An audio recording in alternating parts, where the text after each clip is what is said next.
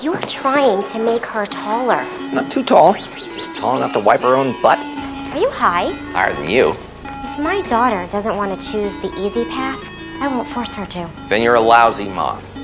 I'm the best doctor. Just one glance, and I knew this girl had suffered from a collapsed lung. When I saw the TB test mark, I realized the director still hadn't figured out her real cause. So, I made a deal with the director, give me a painkiller, and I'll take over her case. After consulting, we figured her dwarfism was likely due to cartilage hypoplasia, which affects the immune system. Since the TB test checks for immune system problems, that's why her result came back negative. I had her do a gallium scan, and it came back clean. Her lungs were fine.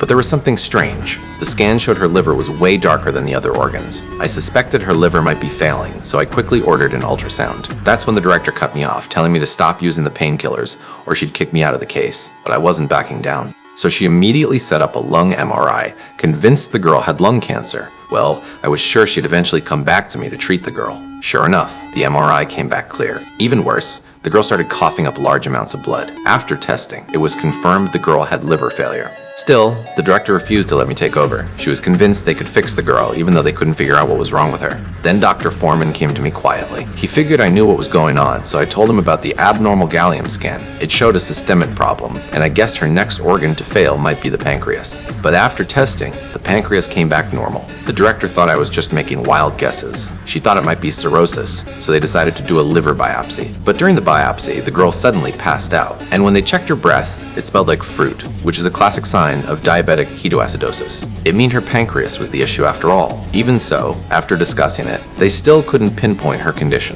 Things got worse. The girl's condition worsened, and blood started oozing from her mouth and ears. Out of desperation, the director came to me, pleading for me to come back, even offering me painkillers to tempt me.